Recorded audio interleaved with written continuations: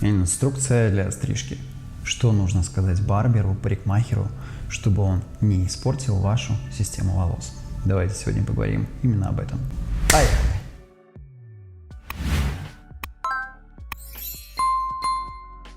Выбрали систему, заказали. Напоминаю о том, что мой курс «Руководство по системам волос» именно об этом.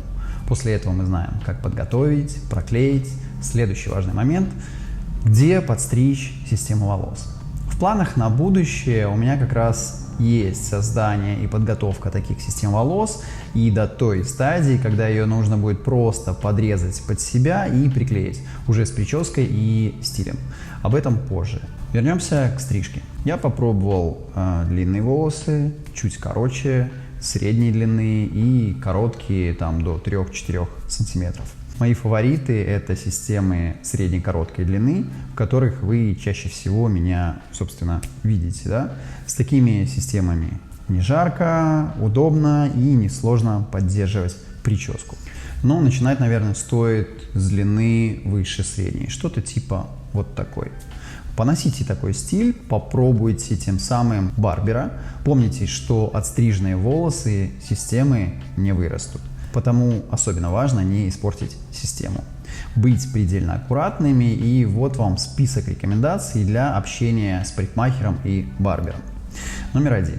Обязательно предупредите барбера заранее, что у вас не свои волосы, а именно система. Ну и барбер должен понимать, что, возможно, придется приложить чуть больше усилий, ну и для него это будет тоже определенным новым экспириенсом и чем-то новым. Второе, обязательно напомните барберу о том, что эти волосы не отрастут, что это не самое дешевое удовольствие, и в случае чрезмерного отстригания системы или в ненужных местах, или, в общем, какие-то экспериментальные моменты, здесь нужно к ним подходить очень аккуратно. Если чрезмерно вы где-то что-то отстрижете, то можно потерять, ну, не могу сказать, что супер дорогое изделие, но не самое дешевое. Но, с другой стороны, успокойте его, что ничего суперсложного в этом нет, просто нужна внимательность. Пусть, в конце концов, представит, что он или она на конкурсе барберов, где нет права на ошибку. И вот нужно сделать ту идеальную прическу, с которой вы будете ходить долгое время. Номер 4. Сразу обсудите прическу. То, чего вам лично хотелось бы. Принесите с собой несколько фото тех причесок, которые вы хотели бы видеть на себе в этой системе, которую вы заказали. Спросите совет, что можно реально воплотить, а что не подойдет и вовсе для вашего лица, для вашей персоналии, да, скажем так. Номер 5. Волосы могут распадаться по-разному. На пробор посередине, легко зачесываться назад или наоборот вперед. Это все будет влиять на то, что сможет сделать для вас барбер. Не всегда это можно понять сразу, иногда это можно понять только после того, как какое-то время вы поносите систему на себе. Исходя из этого, готовьтесь к тому, что ваш идеальный образ и прическу вы получите, возможно, не с первого раза, а со второго раза. Номер 6. Также предупредите барбера о том, что стыковые области должны быть не слишком короткие.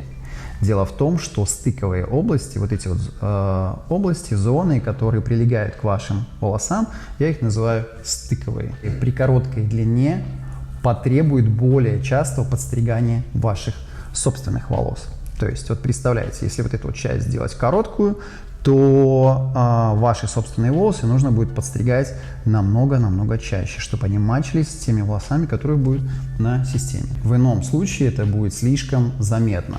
Я называю это нахлёст. То есть, когда здесь, например, будут короткие волосы, а свои волосы будут отрастать и будут длинные, это будет выглядеть, ну, немножко нелепо. То есть, здесь они коротенькие, а здесь они будут длинные.